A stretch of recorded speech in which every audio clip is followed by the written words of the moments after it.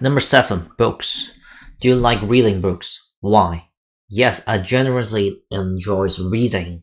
It is something I have come to value more and more over time. For one thing, it really sharpens my concentration and trains my brains to take in complex information, which I found incredibly useful in daily life. There's also research suggesting it's help relieve stress, which I can personally vouch for. On top of that, it's just honestly one of the most effective ways to build up my English vocabulary for sign naturally. I'm particularly drawn to non-fiction, like philosophy and history, especially, because they give me a deeper understanding of the world and how we got here. And how often do you read? Definitely a drop off since my university days. Back then, I would get through roughly one books a month. This day, since entering the workforce, I only manage about two years, which is a bit disappointing, honestly. Life just gets busier there, and the time sleep away. That being said, I do make a conscious effort to keep it up. It is one of those habits I genuinely don't want to lose, both for my mental well-being and my English. Do you prefer to buy book or borrow them? I definitely prefer buying books. I have actually built up a quite select connections at home over the years. There's something really satisfying about owning a book. You can drop notes in the margins, highlight the passages, and revisit it years later, only to discover something you completely missed the first time around. I find that every time I reread a book, I take away something different depending on where I am in life. And to be told, having bookshelves around the house give it a more international or cultural vibe of feel. What book would you take on a long journey? I would probably bring something from philosophy or logics, or perhaps a piece of dystopian political fiction like 1984. This kind of book really demand times and mental effort to wrap your head around. The beauty of them is that every time you reread them, you inevitably discover something new. Unlike a plot-driven novels like a Harry Potter, where once you know the storyline, there's essentially nothing left to uncover. This book operates on a completely different level. How easy it is for you to read books in English. Honestly, it doesn't come naturally because this is my second language after all. So there's moments where I find myself reaching for the dictionary more than I would like. That said, I deliberately read across a wide range of genres to gradually build up my vocabulary and improve my reading speed.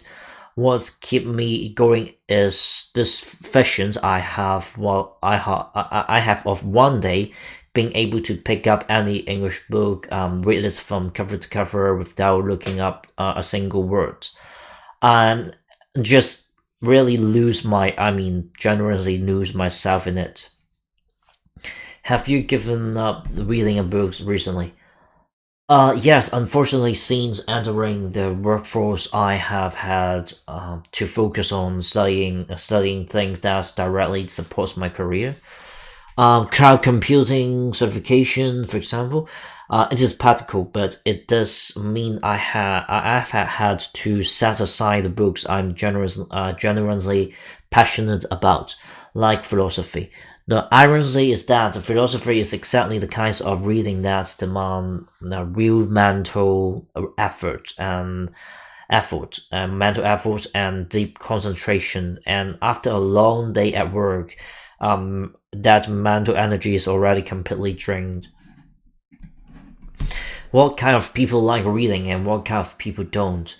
People with a growth mindset tend to see reading as an investment, a race to continuously expand their knowledge, challenge their assumptions, and develop as the individuals.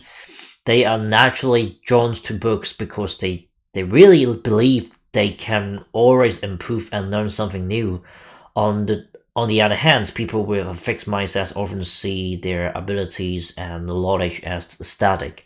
They don't feel the need to seek out new perspectives.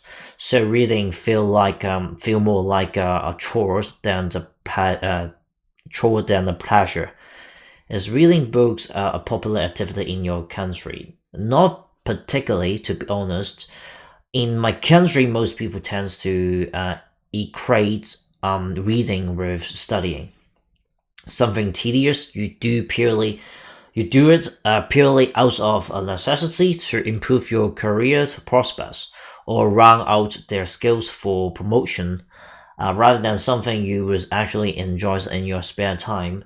Reading for pleasure isn't really embedded in the culture. Do you think e-readers are better than real books? Personally, I prefer physical books, and there actually some science behind why. Reading is a general cognitive exercise, and something as simple as turning page triggers a complex neurological process. Your brain built as a spatial map of the book, so you instinctively remember which point was on which page. That's a tactile experience is something an e-reader simply can't replicate. And then there's a sense of physical paper, which in fact can help you hold on to information more effectively. Physical books just engage the mind on levels screens can match. Number 8, celebrity. Who is your favorite celebrity? My favorite celebrity is Ethan Chan.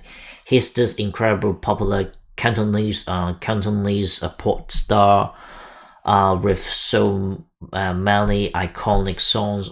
What gets me about him isn't really his technical ability or how high he can sing. It is just the warmth in his velvety voice and the raised every word kinds of hints you right in the chest. Um, it's never feel like he's just performing. It's more like he's pouring out something deeply personal or letting all that emotion come through. That's kind of sincerity is really rare, and honestly, nobody else come close for me. Do you like any foreign celebrity? Definitely.